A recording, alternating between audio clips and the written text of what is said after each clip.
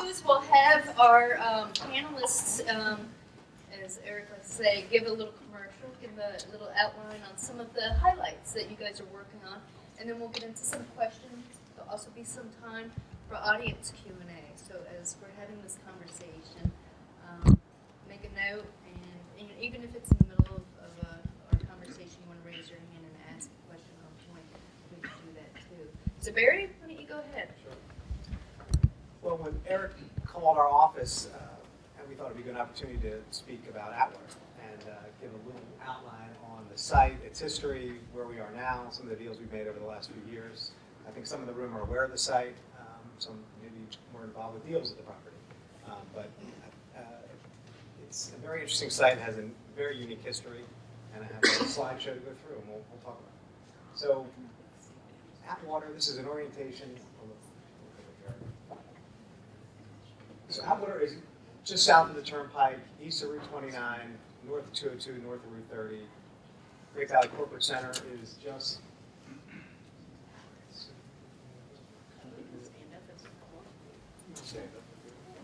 the Great Valley Corporate Center is just to the south of our park, right in here. And this is Atwater, 388 acres that we purchased in late 1999. So the previous regime in our Trammell Crow, Philadelphia office made this purchase, and as now we bring up, we got approvals for 2.6 million square feet of office space only, and that might have been short-sighted at the time. So that was about 2000, 2001. 15 building lots, 2.6 million square feet of office. We built one building in 10 years, and that was the All-Stars building. So as we evolved, and I'll go through the slideshow here, we had some of the property rezoned. We've sold off portions of it, and really with the Turnpike interchange coming in 2011, 2012, really changed everything out at Atwater, and really that whole Route 29 corridor. Just some notes, you don't need to read this, but it's a 380-acre site. It goes back to 1850. Warner Company owned the property, and they mined limestone for, well, almost 150 years.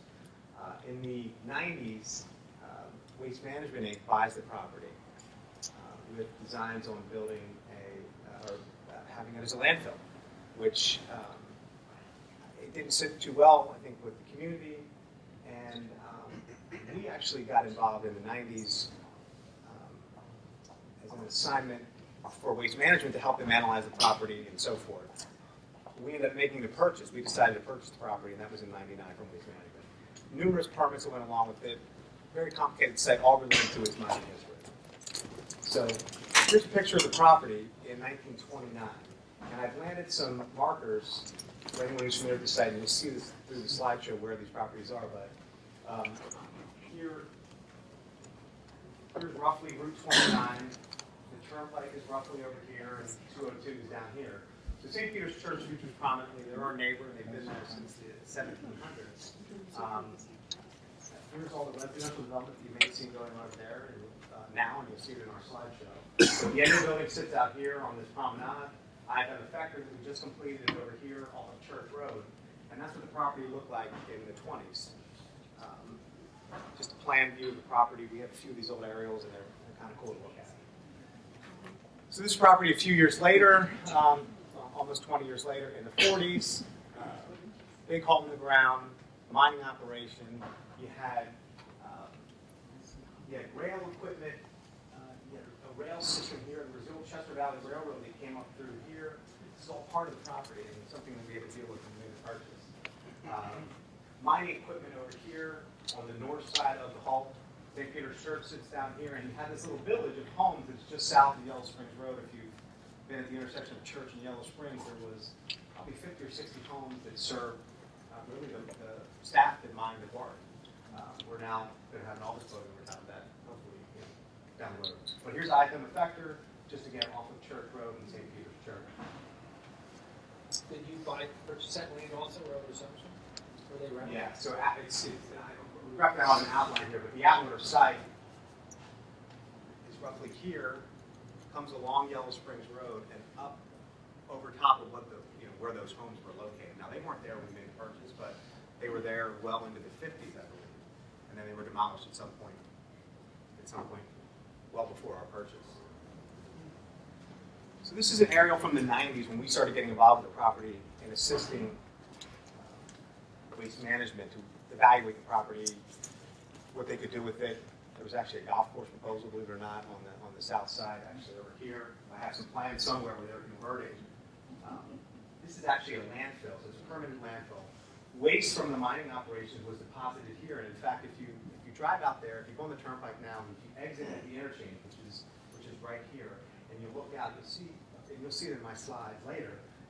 Big gray blob in the middle, and that was about 1.5 million square yards of lime waste that was placed here under a landfill permit that actually homes will be built on top of. And that was part of our sale to Research Land and Development when we sold this south side in late 2014.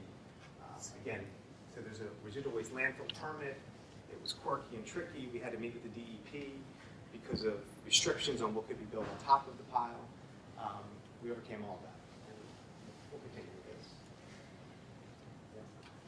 Here's a site when we made a purchase of the property. This is what it looked like. You can see pretty gnarly. Here it is today. That's literally flown maybe a week or so ago. You can see the south side over here. This is all being developed for residential, apartments, commercial. Here's the Endo building. Here's the IFM building. This is all state. These are two of our vacant lots and our third lot over here. An aerial view, again, kind of placing the buildings. You can see what's happening there on that south side. That's literally a week ago, this picture, so that's very current. Just some facts. I talked about most of them, but we've won some awards over the years. In '99, Governor Ridge came out and he signed the Growing Greener legislation promoting green space, and some other awards over the years. I could have won the Bucks County Audubon Society Award. We applied, we got it to work. Don't know how, but it somehow worked now. And then we did get LEED Silver on our Endo building. This is our master plan today. The blue represents either occupied buildings or land that's sold, and the yellow are available lots. This is a bigger picture of the south side. You'll actually outwardpa.com. I think that's the website. This is the purchasers of the south side of the property that we do not own any longer. We sold the 149 acres last September, and this is their layout. This is what they're building, and they'll have model homes open literally at Thanksgiving this year. That's our IFM effector building, just finished in July. They've taken occupancy, had to bring in 50,000 yards of fill, build the lot up, but pretty straightforward two-story office building. There's the Endo building with Allstate as well, and then a view of the lake. And this is a rendered view of what we're envisioning are our two vacant lots, which sit right adjacent to the turnpike, and they're on the north side of the lake. This is our lot 13, this is our lot 15. Anywhere from 150 to 300,000 square feet we can accommodate. And we've had some builders do proposals. We've shown these buildings to others, and there is interest, but nothing's imminent right now. But this is what we're envisioning on those two lots. That's what it looks like. So that is the picture outline. Thanks, Barry. Appreciate it. How much water's in there? 1.7 billion gallons. Really? Yeah. And did you check that down? No, I didn't make that. Whoever said that. I can show you data. Bring it over this weekend and show you. I know the number. We know it. Yes. Is that spring fed? Spring? Yeah, it's all spring fed. So the quarry, you saw the quarry, the picture when the site was, when we first purchased it in 2001. So they were pumping it dry. There's a sump pit that you can see here. So they were pumping 7 million gallons of water a day into Valley Creek. We turned the pumps off. We let the quarry rise. And here's an interesting tidbit: is our engineers, Eric, who helped calculate that 1.7 million gallons, also thought it would take 30 years to fill. It took 18 months. So I was scrambling.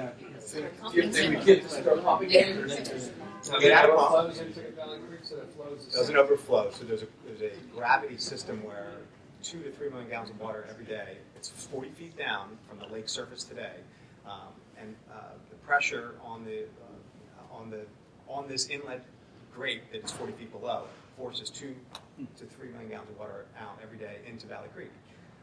Trout Unlimited has been a huge proponent of ours because they are very happy with the cold water and the trout population. So they started, there might have been some opposition at some point or another. They're very happy with our system and want to ensure that it continues. So, yeah. Thank you. Yeah. Go on. How many bucks were spent for trying to redo the cliffside? So was that not necessary? Absolutely necessary. We blasted, there were benches that needed to be blasted and reclaimed, and it was, upwards of $10 million of infrastructure to really get the site where it stands today.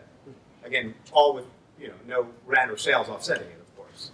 Yeah. With the limestone residue, whatever name you had for it, Lime waste. How sure are those foundations for the homes? Did they do anything Did you special? say they're sure? Very sure. But actually, we're very sure. And actually, homes are not an issue. When we were going to build office buildings over there, we would have had to do some supplemental foundation systems that were sitting on top of that line. But most of it's been removed. Literally, almost 1 million yards have been deposited on the corner of Route 29 and South Atwater Drive to support the commercial development. So you can see, just for clarity, this corner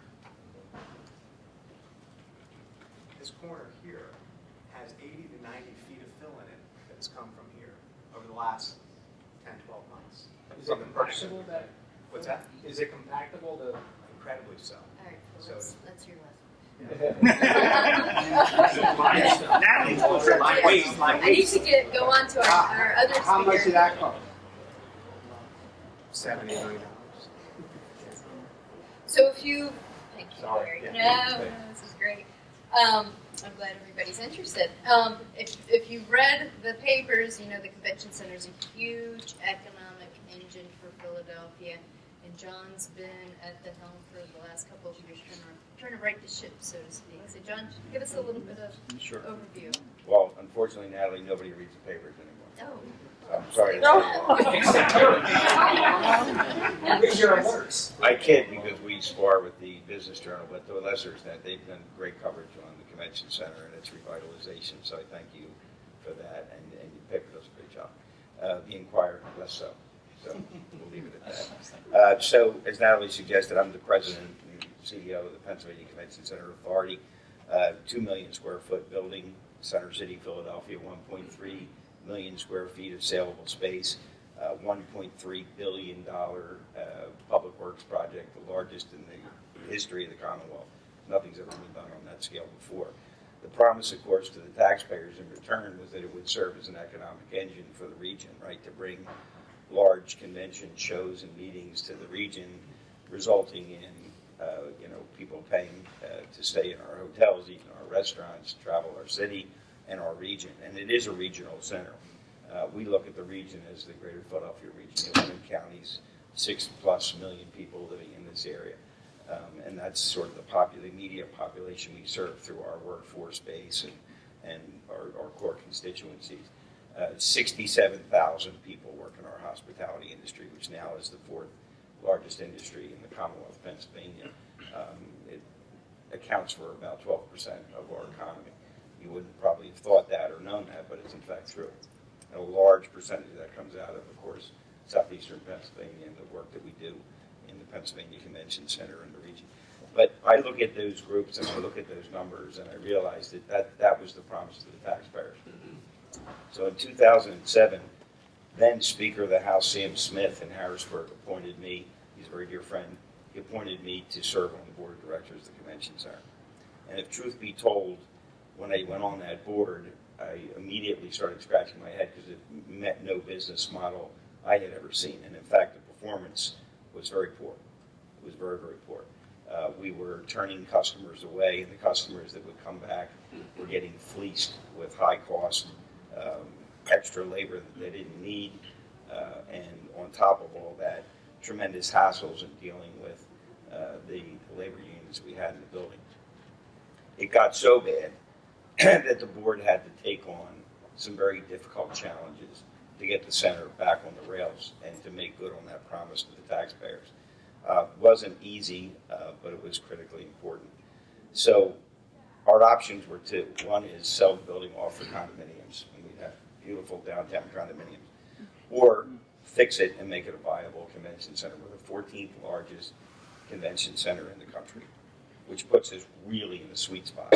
You don't want to be too big and you don't want to be too small. We're the perfect size to operate in a city the size and in a region the size of Philadelphia. So instead, we decided we were going to break up the administrative model, recognizing that we didn't have enough people in the building, most of them, and God bless them, they were good people, but they just didn't have industry bandwidth. They didn't understand what they didn't know. And so they didn't really have a depth and breadth of experience throughout the hospitality industry and running facilities. They were just people who had sort of been part of a political infrastructure in Philadelphia, and that's how they got their job, not dissimilar from a lot of other folks. We were able to bring in a private operations company, SMG, out of Conshohocken. They're the largest in the country. They have 75 similar centers around the country that they manage as a private operations manager for the facility. That was hard to do because we had to break a lot of very old sort of models around that political patronage system, but we did it. We did that to set ourselves up to then change the whole delivery system with the unions that we had in the building. We had 6 unions in our building. I'm going to take a sip. I lost my voice entirely last week, so this is as good as it gets. We had 6 unions operating in the building, and they were fighting constantly. They were literally fighting on the show floor. Fist fights. Nice. Right? Guns were being... I can't make this up. I'm telling you, it's absolutely true. Maybe my background as U.S. Marshal was probably one of the reasons I got conscripted into service. But the truth is, it was that bad. It was that bad for a very long time. Customers were fearful of coming to Philadelphia. It wasn't just the money. It was a bona fide fear. So we began about a 1-year process of negotiating, and I was appointed as a vice chairman of the board to lead the negotiation team with the 6 unions. And it was real shuttle diplomacy. We went right to the union halls and we met with them individually in as groups, and we hammered out new jurisdictions, so we aligned the work among the 6 unions, and new work rules for our customers, so that customers could come to Philadelphia and do things in their booths that they could do in Chicago and in Detroit and in Boston and DC and other places. They didn't understand that coming to Philadelphia, you can't pick up that box because that's a laborer, and you can't plug in that laptop because you need an electrician. They didn't get it, and nor should they. We shouldn't ask customers to understand that. So we hammered through this, and I said to them, look, here's the idea. Fellas, if you make these changes, the business will grow. If you don't make these changes to the way we deliver our systems, then the place will close. We're at that point, and you have to understand that. If you don't believe it, don't believe it. But if you give us time to prove it out, and we've already changed the administrative model, we went first, then I think you'll see the benefits, and the rising tide here will float everyone's boat.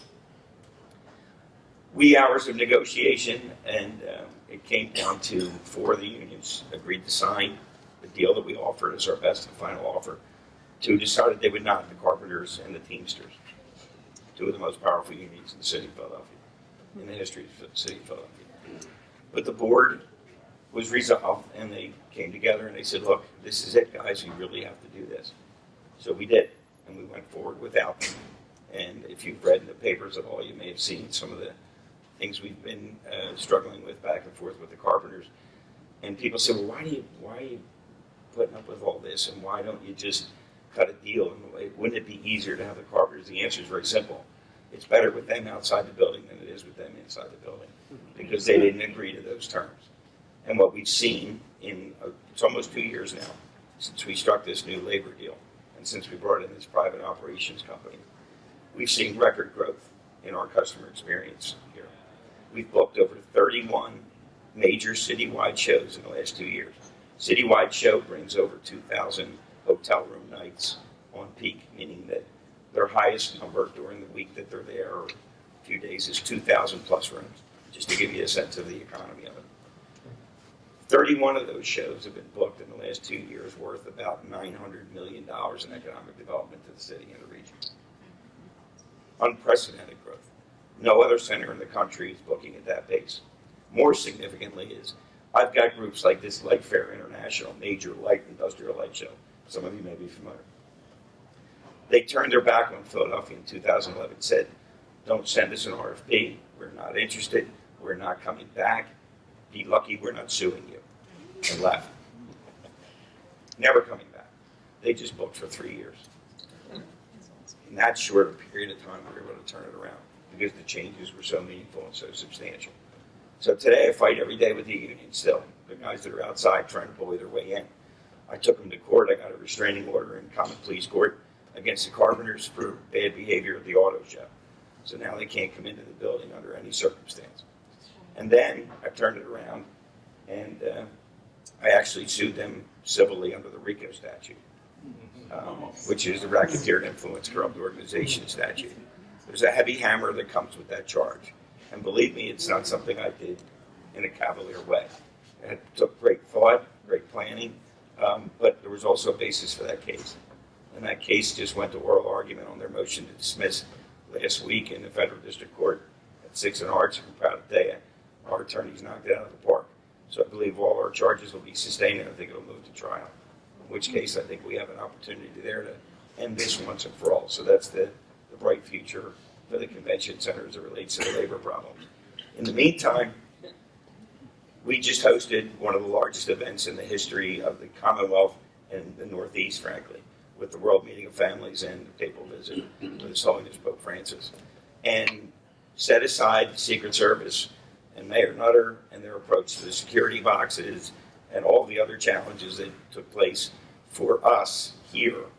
Understand that several 100,000 pilgrims came to Philadelphia and saw Philadelphia, but billions of people around the world saw Philadelphia shine in its ability to host major, large events like this.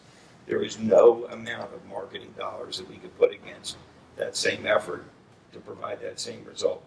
The social media was through the roof, and the earned media exposure was fantastic. I'm going on too long, Yeah. which is So perfect thank because you. I really It's need to a sit. very- everybody has a good I'm sorry. compelling stories. Sorry for going on so No. I gotta save some time for questions. And Paul, talking about another regional economic engine, University of Pennsylvania, and you guys are just knocking it out of the park, so to speak, when it comes to some of the forward-thinking projects that you have going on. So if you could take a few minutes and tell us what you guys are up to, and then we'll get into some questions. Great. Thank you, Natalie. Yeah. And thank you, Eric, for inviting me out here. I'll first talk about what I'm doing today, and then, Natalie, you asked me to give some perspective on it, which is a double-edged question, because I guess it means I'm getting old. Yeah. But I can talk a little bit We'll about get where into we've been. those. Okay. Okay, 'Cause I so wanna let as background. But, yeah. First of all, let me state my central thesis of my remarks today, which is, Natalie, something really different is going on in Philadelphia right now than has gone on in the past. You sort of say, why Philadelphia? Something really different is going on, and I'll give more color to that. What I'm doing today is the development of the Pennovation Center. Pennovation Center is an incubation and business creation hub on 23 acres we acquired from DuPont in 2010. They closed an industrial research facility. Corporate research is no longer done in these kind of silos. The land became surplus. We acquired it, and we began setting forth a place to do business formation and company tech transfer. You asked for an ad. You had a few minutes of an ad. I do have an ad when I bring real estate people in the room because we're leasing space, and I've got an ad, and I'm going to make sure that everybody gets one. We need a broom. Well, we don't. This is the Pennovation Works. This is an exciting project, and I think it gives some keen insights as to what's different about Philadelphia and why Philadelphia. I'll get to that in a minute. What have I done? Let's go back in time. You may forget the first project out of the gate was in 1999. We built a hotel on a parking lot. It was a much different place because we went to the development economy and asked developers for proposals for this site, which was at Walnut and 36th. The development economy came back with something which was essentially a suburban model, strip parking garage, standalone hotel, and sort of a strip center. The University of Pennsylvania took a hard look at that and does what all owners do when they say, that's not what we see, that's not the quality of what we did, and we built the Inn at Penn, a $110 million, 300-room, first-class hotel. Turned out very successfully. We went on to build the fresh grocer and a movie theater and a garage. Barry knows a lot about this story. The thing worked out really well. We did 1,000 units of student housing in Domus, Radian, and the Hub. Each of these are targeting different market segments. In the case of Domus, and why it was such a great award, and why the Philadelphia Business Journal gave us an award, was because it was the first purpose-built, merchant-provided developer housing in the city of Philadelphia in close to 30 years. Brought in some Texans, looked at the site, and said Philadelphia needs high-end market-rate housing, and underwrote this thing at about 25% over the then market, which is what it took to build the economics of it. Domus turned out great. If you have $3,500 a month to rent a two-bedroom apartment, you too can live there. It's a great project, and it kind of broke a paradigm going forward. After those 1,000 units of housing, we did the World Cafe, we did a biotech laboratory with Forest City out of Cambridge, Massachusetts, and now we all get to witness, and I hope you're seeing it, the Sierra Center, which is collectively a $185 million housing tower that's 100% full today. It's opened a year ago. FMC Tower, which is a $400 million mixed-use development, and they're about ready to put a 17-story AKA Corman Suites on top of that office building. It's a series of amazing things. So, what's different? What's changed? Can I say those comments in a minute? Yeah, we'll start that conversation. Great. All right. What's different? It's the lifestyle. It's the folks who are occupying the Innovation Center. Now, let me tell a story. It's always best to tell a story. 2 kids show up in my office. They're riding bicycles. They got their backpack over their shoulder. And what they are proposing, these 2 graduate students, is they want to rent space from the University of Pennsylvania because they've formed a company. I sort of figured that between beer and pizza and rent to the University of Pennsylvania, they would last maybe a month. And we said, fine, yeah, go over there. Along the way, these 2 guys went from 2 to 4, and they went from 4 to 8. We're expanding their lease along the way. I've become dimly aware of a YouTube video that they've put out that has close to 9 million viewers who've seen this swarming quad rotor thing that they invented. A couple months ago, I got a call from a guy. He introduces himself as the corporate director of real estate from Qualcomm in San Diego. I literally stood up when the phone rang, introduced himself. Because what he is proposing is, he said, we bought this company and we want to stay in Philadelphia. These geniuses like Philadelphia. They ride their bike to work. They don't want to work for the man. They've given that one up. They like the lifestyle. They like living down in Point Breeze or Grace Ferry or down in Graduate Hospital area. And that's what's different. 5 years ago, those folks would have been in San Diego in a heartbeat. But our lifestyle quality and the quality of living has made a difference. So that's my story about one thing that's different. That's great. Thank you, Paul. Gosh, everybody has such good viewpoint and standpoint from where they're coming from. Let me back up a little bit to give people some context. And you all have been here, so let's hear our panelists. When did you first arrive at Philadelphia, and how would you describe the city and the region at that time when you came here? So, excuse me, Barry, why don't you start with that? Well, I guess. I mean, if you grew up here, that's I grew fine up here, too. so I'm here my whole life. Your And, impression of Philadelphia over the... and I think, Paul, the work that I've been involved with has been primarily in the suburbs. And, our company just has not been successful venturing into the city, but we've seen how Philadelphia has changed and is changing.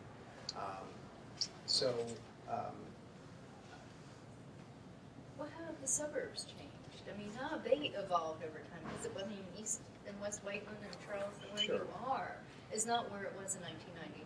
Right. Well, I think during the 90s, there was incredible growth. There was job growth, and there were speculative buildings built, and all up and down in the Route 29 corridor in the western suburbs, there were a lot of buildings that were built either speculatively or built to suits, and they were occupied.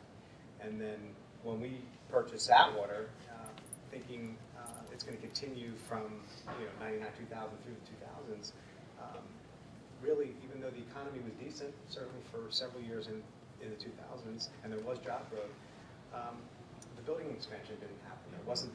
There weren't. Companies weren't expanding. The need for space wasn't there, and that was our miscalculation. Certainly, that water, which is thinking 2.5 million square feet was going to be developed over that time. So I think what has changed since is, again, in particular here in this western suburbs, there have been incredible infrastructure improvements, including the Route 29 interchange.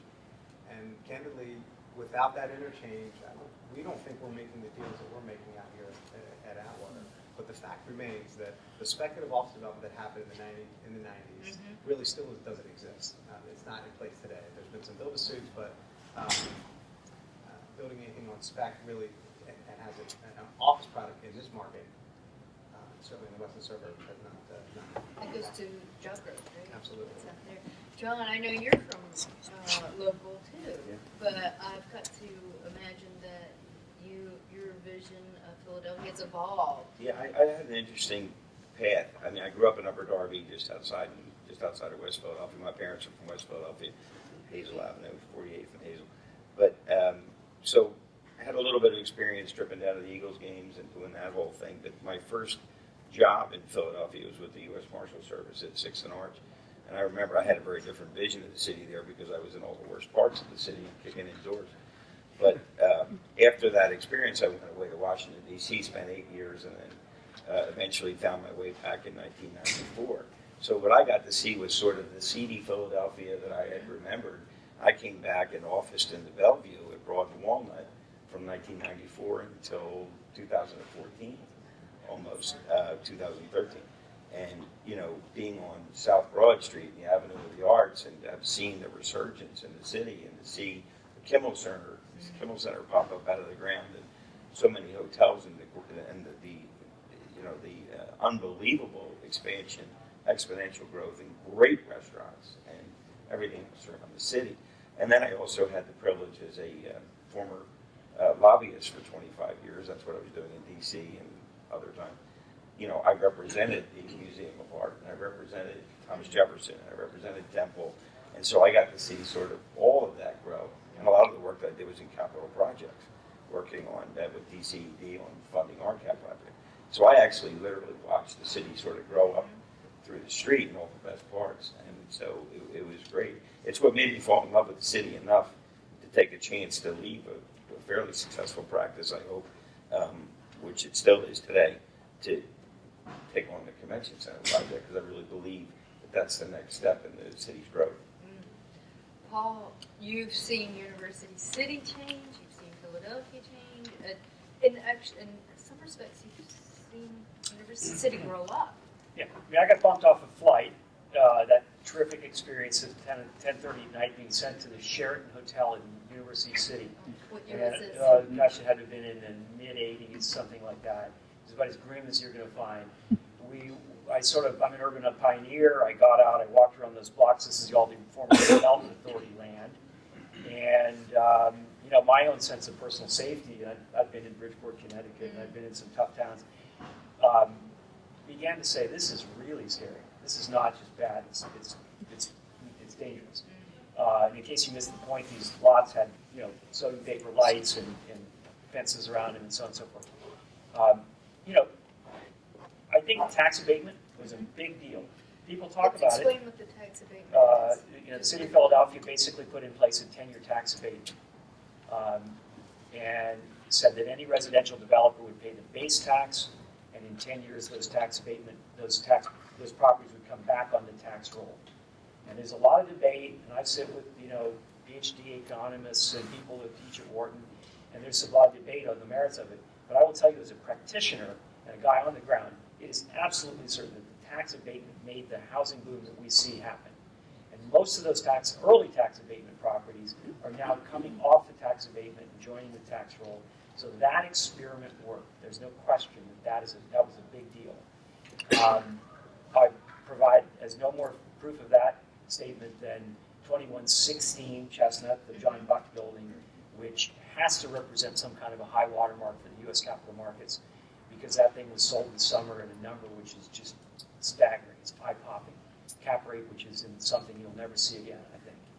That's great. It's great for our town because it means it's an investment market. That means there's big money coming in, and there's a lot of new product that's happening. And though that is a tax abatement property, it's again one of the next wave of things that's happening. So we used to study 20th and Market. Remember that lot? Mm-hmm. And it was a curiosity. How is it possible that the most desirable piece of land The Forum. on the city of Philadelphia at Market Street and 20th, where Commerce Tower, right across the street, a 40-story commercial-grade high-rise, could sit vacant for 30 years as a development parcel? And of course, as you all know, that is now a mixed-use retail, housing, and office development of the first order, the finest grade, cool project that you're going to see. So again, my thesis is that something has really changed, and it's that basic economic development parameter, which is rents capitalized and costs now are in balance with or without the tax credit. Thank you. What is, a lot of things are going on for Philadelphia, and that's why it's Why Philadelphia, Why Now, and the region as a whole. What's missing? What do we need? If you had a magic wand, what would you change? What would you do? I have that answer. Sports teams at the end. That would go a long way. Later. Yeah, that would go a long way. These will spend more money when they're winning. Okay, John, why don't you start? We and need what would we need more hotels. We need more throughout the inventory region for or hotels. just in the city? Well, throughout the region, but the region, Why? the growth in the suburban counties for hotel inventory will come as a result of compression that we create in the city. So when we create compression in the city, we had record occupancy in Philadelphia this last year in our hotels, believe it or not. All-time record occupancy was close to 90%, which is phenomenal because we have a limited inventory. But we need some boutique stuff. We need some big box stuff. We need brand offerings across the spectrum. But we have, unfortunately, I had a meeting not too long ago with a great potential customer for the city. I can't say. I can say that they're not likely to come because of our hotel situation, because there just aren't enough downtown Philadelphia hotels. I did pull a major kill. I got a 55,000 hotel room piece of business for 2019 from the American Heart Association. But again, they're testing me, and they're only doing it because they know we have 2,500 hotel rooms coming online, and a little bit more that we think is going to break loose with financing soon.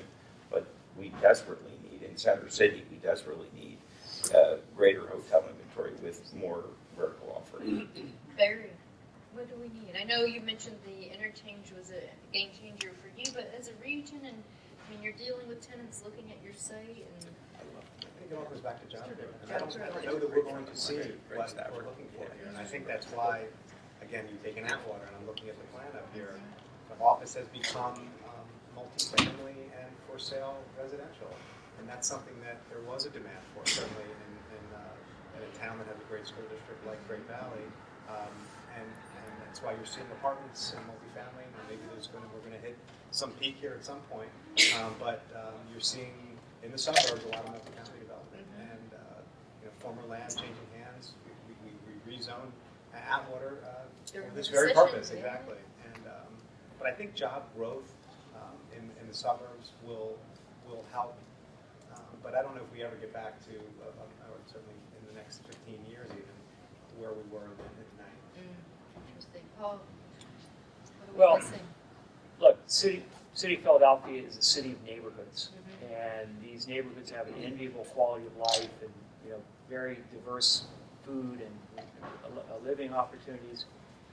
I'm seeing this burgeoning economy of startup firms and energy at the 1 and 2 person firm. I think there is this comment about an innovation ecosystem. It's sort of you start a company and you might be in the Navy Yard, you might be in the Science Center, you might be at Innovation. I don't know, you might be on Broad Street because you can create a company. I think the mid-tier, the piece between the Comcasts and the FMCs and the 2-3 person firms that are inventing the future is sort of a space that's not, kind of well represented. Look, the Pennovation Center is in a KIZ. This is, again, an enlightened public policy, which means, ladies and gentlemen, Tell them what a KIZ KIZ is a Keystone Innovation Zone, which means very simply put, if you start a company and locate in a KIZ, among other things, you can have a $100,000 monetizable tax credit that you can sell this year.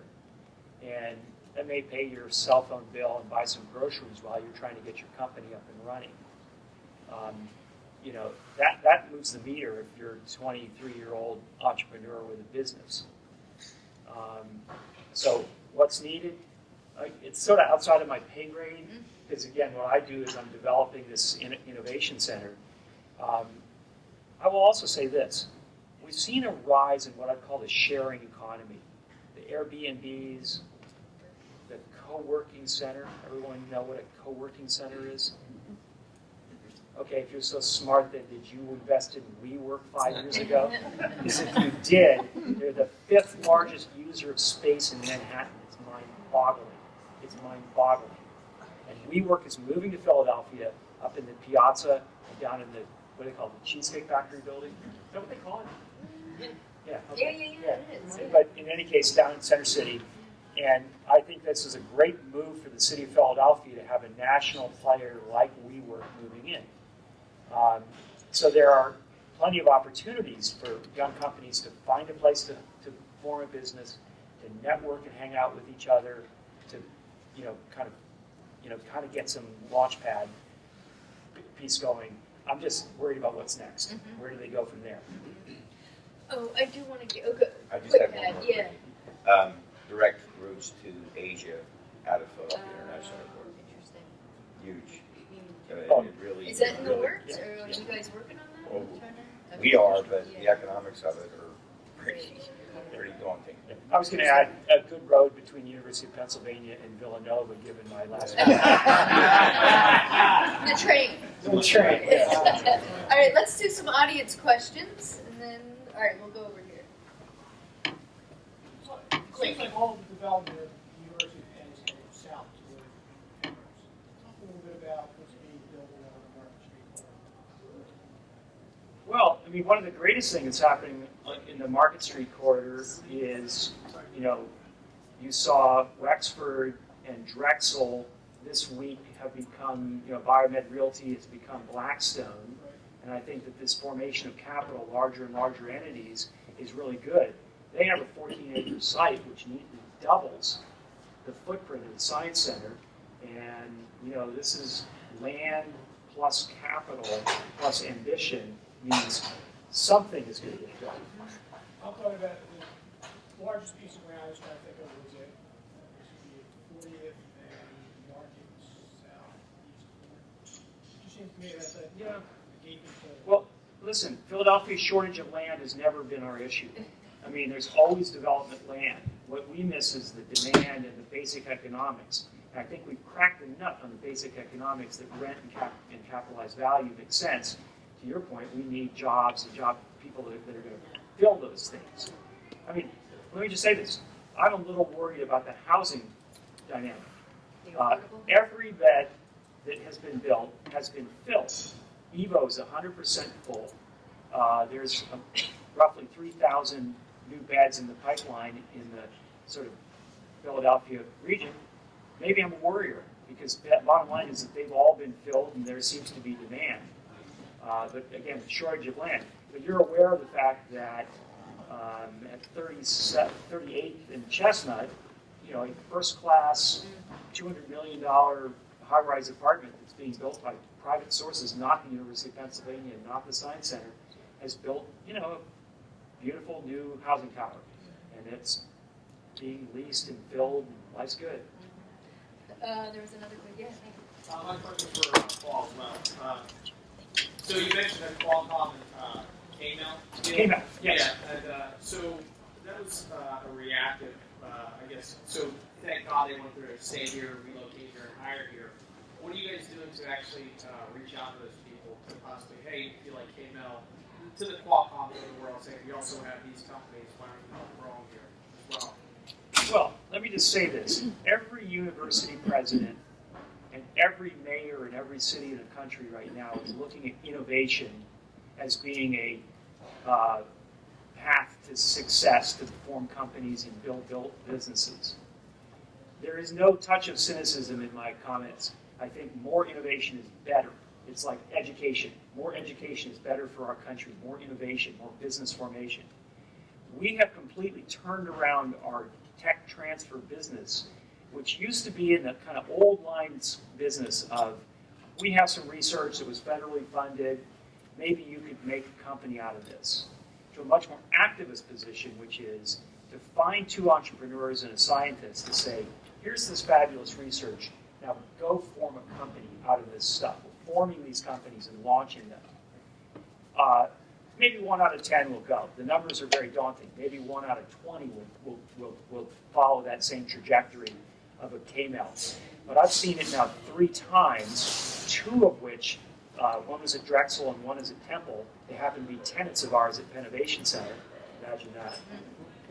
But again, this growth potential is immense for finding a better way of commercializing research.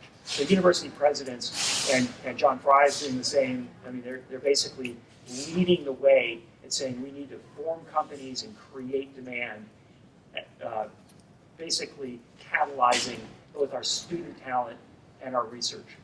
I'm mindful of the time. It's 6 o'clock and we're supposed to end about here. So let's take one more question and then I'll hand it over to Eric. John, what's your vacancy rate down there at the convention center, and what's your base cost to run that building? It's about $29 million. A year? Yeah, and so here's how we operate. We operate at a deficit every year. Yeah. Significant operating deficit. That deficit is offset by our hotel tax revenue and gaming fund revenue. So we have access to capital from the gaming fund revenue of up to $64 million. We never get that high. This year I'll do about $17 million in capital on the building, but that's because I have a $14.5 million roof going on. All right, otherwise I'm usually in the $3 to $5 million range for capital. Very large escalators, very big halls, very big mechanicals. It just takes a lot of cash infusion to keep it running.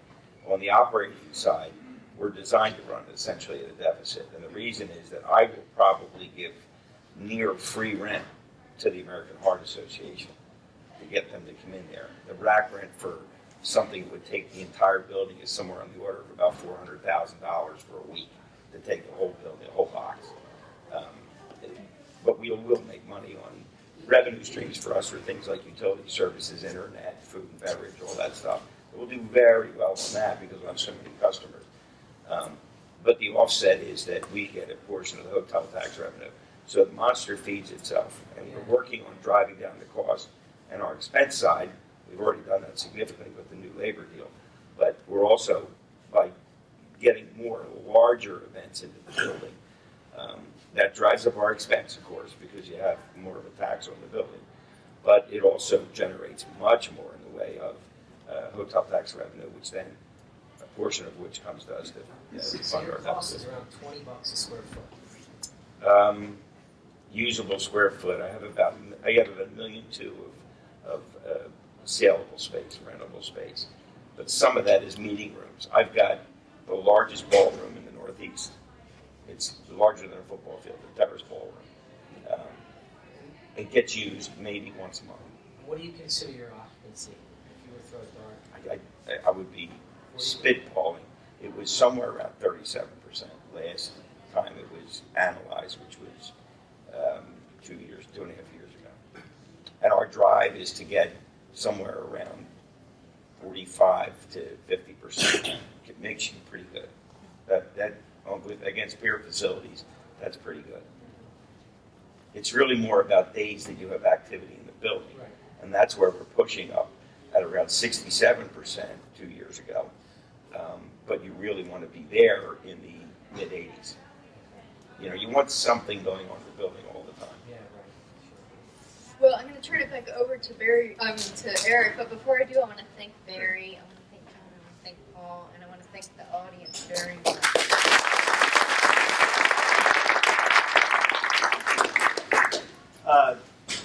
Yeah, I'd like to thank our panelists for doing what they did prior years. And the reason is because of the diversity of the panel.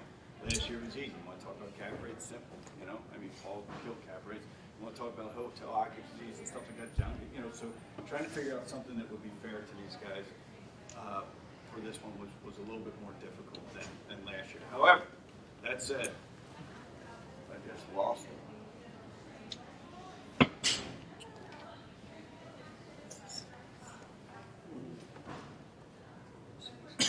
That said, there we go.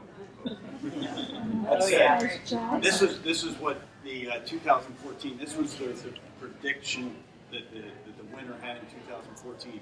I'm going to flip to where we are in 2015. Pay attention to the arrows and see how close they are. Ooh, wow. Pretty scary, right? Go back again. Pretty dead on. That's who won. And so the winner was Eli Kahn. Wow. Right? That's good. So unfortunately, Eli can't be here to accept the award. He's glad Henderson Township trying to smooth him to bless some development that he wants to do. So this year, trying to figure out what we were going to do, a little hard to read, but what we were going to do for these guys and come up with questions. The first thing that we said was, what Philadelphia team would make postseason in 2016? The second one was, who will win the DNC election in Philadelphia? Right? At least we're trying to do. The next one is the Fed rate. Is it going to rise, stay the same, or be even? It was trying to be at 0.25, which still, really, oh my gosh. And then lastly, who will win the Big Five in basketball? So the first answer that we got from John was Flyers, Hillary Clinton. It will increase in Villanova. And actually, quite honestly, John did write in Biden. Hey, I'm not wrong yet. Not on the ticket. I'm not wrong yet. By the way, the Flyers haven't won in 40 years. You might be right. You might be right. You may win. Biden, but he's not on the ticket. So the next one, UPenn. Interestingly enough, Paul chose Villanova also. With Temple coming in second. Oh, I'm sorry. Oh, I gave you. I'm sorry. Yeah, I mixed them up there. I mixed them up. I apologize. And then finally, the last one, Barry says nobody. So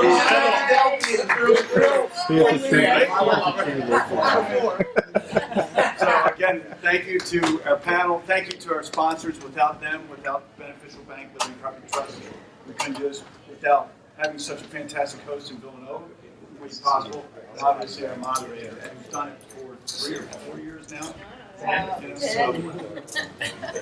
So with that, like to adjourn, head back out, grab a drink, something to eat,